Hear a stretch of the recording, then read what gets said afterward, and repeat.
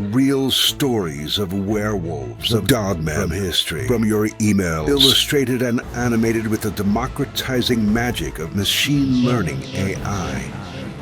Welcome to Scary Stories. My Werewolf Sensei. Dear Scary Stories NYC, I used to take kung fu classes from a madman whose name you couldn't pay me to mention.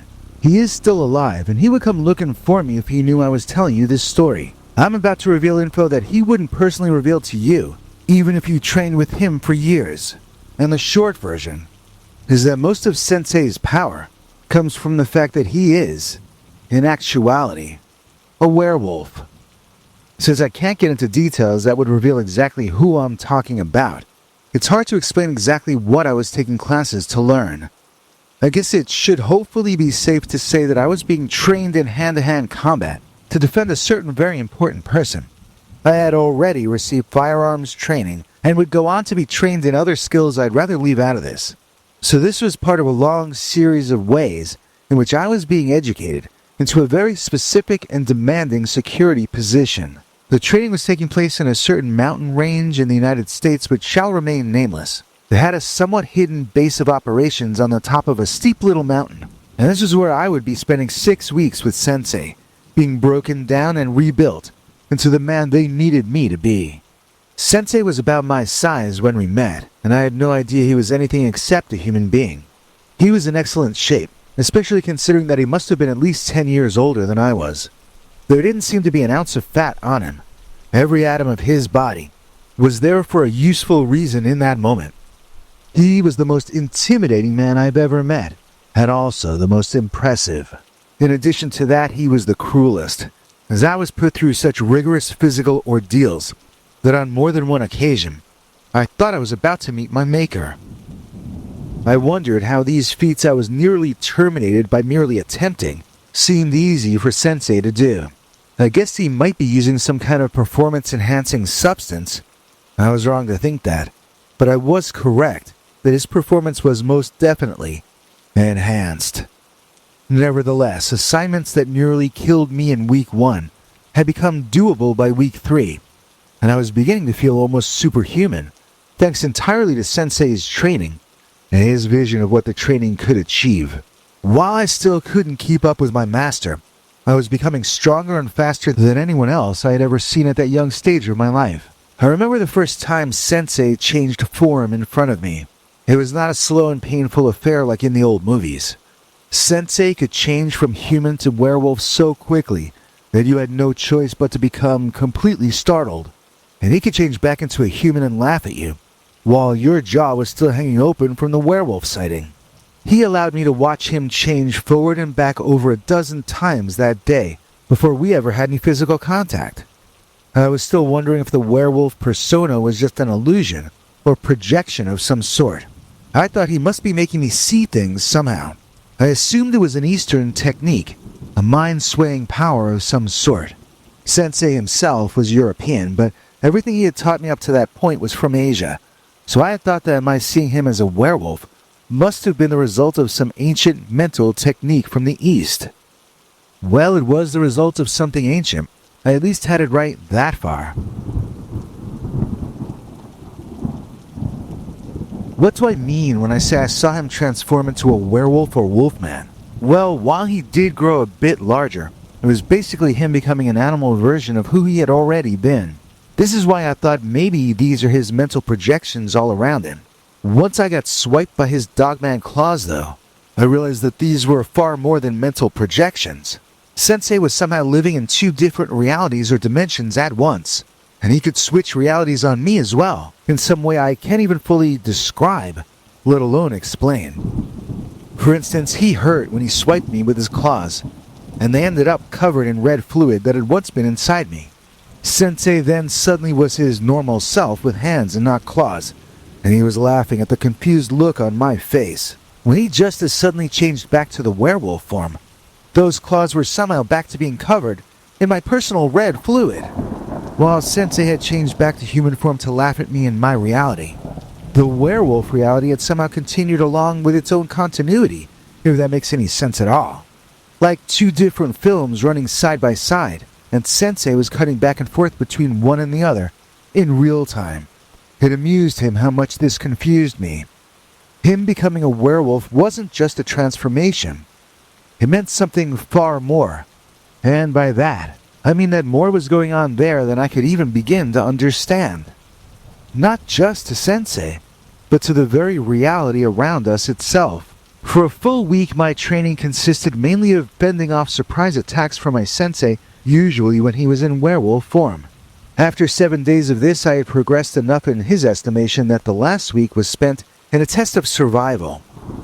We were both to fend for ourselves, living off the land on the mountaintops for the entire week, and we would engage in battles randomly, at times of his choosing. Each time I subdued Sensei, I scored a point, and each time he had me at a point where he could have issued the killing blow, then he would have a point.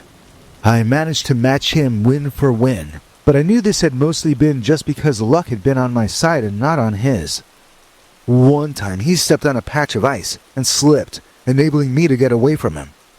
Another time I slipped and my blow ended up landing far more cleanly than it would have if I didn't. It was sheer luck that was keeping me in the game, and keeping me alive as well. I don't remember how it started, and I also can't really remember very well how it developed, but I began to have a sense of when the werewolf was around. And by the werewolf I mean Sensei, no matter which form he was in. I got a sort of tingling feeling. It would start in my belly, then I would feel like I had to sneeze, except I didn't really have to. I began to notice that Sensei would launch an attack immediately after I had that weird sneezing feeling. I didn't get those weird tingles and itches when Sensei wasn't attacking. I was being warned somehow that I was in danger. Soon I was so in tune with this tingling sensation that Sensei was unable to get close enough to me to engage in hand-to-hand combat any longer. At that stage, it began to be a battle of projectiles. We each hurled stones and whatever we could find lying around at each other. It was the only form of battle left, because I refused to let Sensei get close enough to have it any other way. When the week drew to a close, Sensei walked up to me in his human form, and I did not sense the tingle of danger from his approach. He was coming to tell me that my training had ended, and that I had passed. At this point I was full of questions, and I blurted them all out. No doubt you have many of the same questions going through your head. Well, Sensei's answer was to lead me back to my belongings and give me a train ticket back to my master's office to receive my next instructions. I worked in high-level security positions for just under 2 decades, and in most of that time, I wondered why I was made to battle a werewolf for 6 weeks. Nothing like that ever came up on the job, and I was working a very complex, yet mostly pretty standard security position, guarding a person who was very important.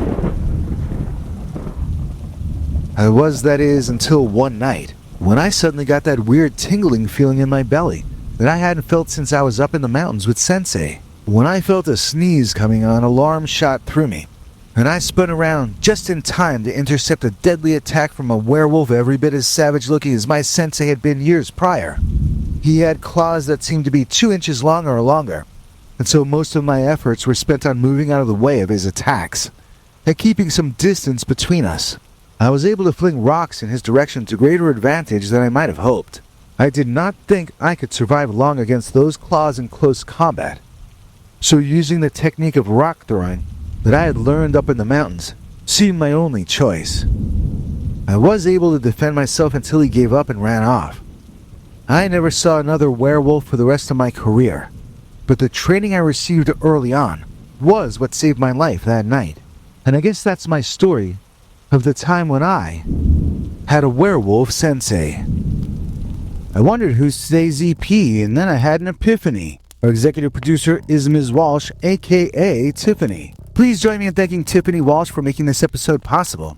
Tiffany is a member in good standing of our PayPal subscribers club, which is going to have a new secret uncensored story coming out in the next 36 to 48 hours, God willing. Also, all members like Tiffany at the $3 level and above will be receiving links this Christmas time to 2 more 5-hour-long marathons of secret uncensored Dogman stories available nowhere else. To find out more about all that, check out what our international TV spokesmongrel Henry Lee Dogman has to say about it.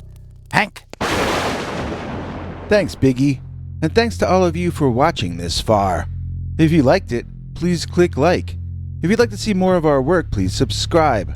And also click that bell icon if you'd like to be notified when we put out a new episode. To become an executive producer, you can donate to us through the thanks button under each of our videos or through our paypal.me/PeterBernard209 page.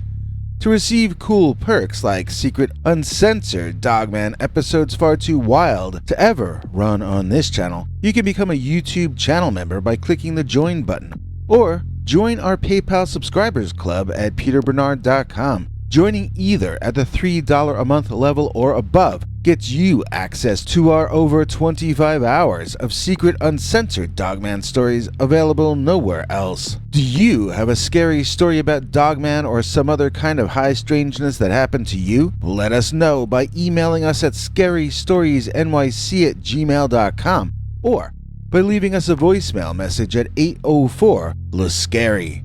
You may need to call back on that when it cuts off after I think 3 minutes. And if you don't want to do any of that stuff, thank you for simply watching to the end. Good night, and have a scary tomorrow.